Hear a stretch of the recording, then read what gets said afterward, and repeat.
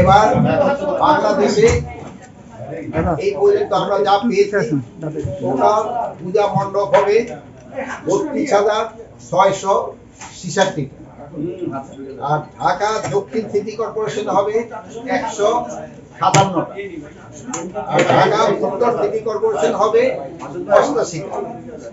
আপনারা সবাই জানতে চেয়েছিলেন যে আমরা এখানে কি কি সিদ্ধান্ত নিয়েছি। এখানে ১ নম্বর হয়েছিল পূজা নির্মাণকালে নিরাপত্তা। যেহেতু আমাদের নিরাপত্তাটা শুরু হবে পূজা মণ্ডপে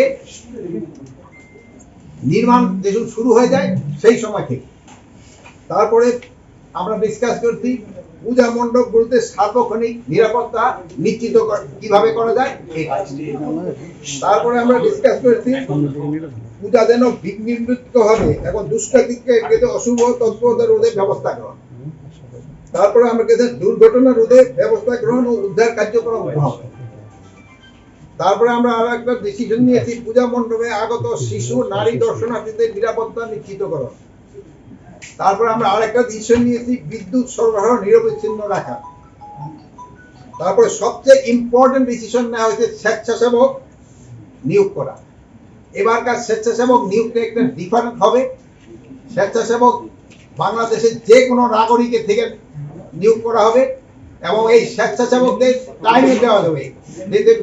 ধরেন যে স্বেচ্ছাসেবক রাত 1টা থেকে রাত 3টা পর্যন্ত, স্বেচ্ছাসেবক রাত 3টা থেকে রাত 5টা পর্যন্ত, এবং এই স্বেচ্ছাসেবকদের সংখ্যা কমের পক্ষে রাত্রে 3 জন, দিনে 2 জন, এটা করতে হবে।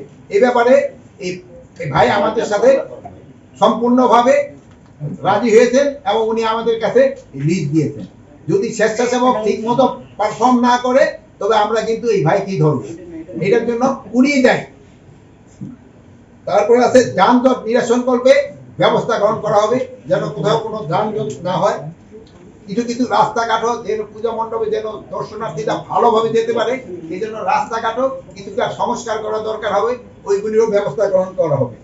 আরেকটা বেশ ইম্পর্টেন্ট আলাপ হয়েছে যেটা আজান ও নামাজের সময় যেন কোনো বাদ্যযন্ত্র বা মাইকের ব্যবহার নিয়ন্ত্রণ রাখা, মাইক সেই সময় বন্ধই রাখতে হবে। এটাও ভাই আমাদের সাথে এগ্রি করছে। আজানের কমের পক্ষে 5 মিনিট আগেই এই ধরনের কার্যকলাপ বন্ধ রাখতে হবে এবং নামাজ শেষ হওয়া পর্যন্ত এই ধরনের কার্যকলাপ বন্ধ রাখতে হবে। আর ভাই আমার সাথে আরো এগ্রি করছে এরা সবাই যে অনেক সময় দেখা যায় যে একটা বাদ্যযন্ত্র রেখে দিল, আজান হইতেছে, হয়তো বাদ্য যান্ত্রিক গ্রহণে নাই বা অন্য জনে এসে একটা শুরু করে দিল, ওই ক্ষেত্রে ভাই আমাদের ক্ষেত্রে এরা সবাই আমাদেরকে ইনশিওর করছে যে কোনো রকমের যেন এরকম কেউ করতে না পারে তার ব্যবস্থা গ্রহণ করবে। এইটাই ছিল আমাদের আজকে এই সবার কার্য বিবরণী। পূজার মেইন হইতে এটা আইন শৃঙ্খলার সভা, যেহেতু আমি স্বরাষ্ট্র উপদেষ্টা এবং আমার এখানে সাহায্য সহযোগিতা করতেন আমাদের ধর্ম উপদেষ্টা, আর এই যে আমাদের এই ভাইয়েরা আছেন তারাও আমাদের কিন্তু সব ধরনের সাহায্য সহযোগিতা করতে এবং করবে। এরা আজকে হলো মুখে বলে গেছে কিন্তু তারা কার্যক্ষেত্রে এটা দেখাবে। এখন শুধু মুখে বলে যাওয়ালে হবে না, যেটা কার্যক্ষেত্রে যেটা ইমপ্লিমেন্টেশন হয় এই ব্যবস্থা করা হবে। 2019 সালে ছিল 31,100, 2020 সালে ছিল 30,710, 2021 সালে ছিল 31,137, 2022 সালে হয়েছে হলো 32,168, 2023 সালে হয়েছে 33,431। বাড়লো না কমলো? না বাড়লো। 2022 সালে ছিল 32,168 আর এই 2023 সালে হয়েছিল 33,431, আর 24 হলো 32,666। এই সংখ্যা আরো বাড়বে। ভাই বলছে যে পুরো সংখ্যাটা ওনারা এখনো দিতে পারে নাই, এই জন্য সংখ্যাটা বেড়ে যাবে। হামলা হয়েছে আমি সেই সম্বন্ধে কিছু জানি না, বাট কোনো ধরনের যেন কোনো ধরনের হামলা না হয় এটা এনশিওর করার দায়িত্ব আমার। আমরা এখনো পূজার সঠিক তালিকা দেইনি, আমরা ওনাদেরকে সবাইও জানিয়েছি, আমরা আরো পরে জানাবো এক্সাক্ট ফিগার। এটা হলো সম্ভাব্য, এটা সম্ভাব্য সরকারি ভাবে, আমরা কোনো তালিকা এখনো পর্যন্ত দিই নাই। এই পূজার সময় কিন্তু এখানে আরেকটা সমস্যা দেখা যায়, যেহেতু আমাদের যাওয়া আসা করে, মানে এই পারের লোক ও পারে পূজা দেখতে যায়, ওই পারের লোক এই পারে পূজা দেখতে আসে। আমি এই জন্য এখানে সবাই আমি অনুরোধ করেছি যে এবার যেন আপনারা বর্ডার বেল্টে ভালো ভালো পূজা মণ্ডপ করেন, যেন আমাদের লোক ওই পারে যেন না যায় পূজা দেখার জন্য, আর ওই পারের লোকের জন্য এই পারে না আসে, এইটার ব্যবস্থা নেওয়ার জন্য।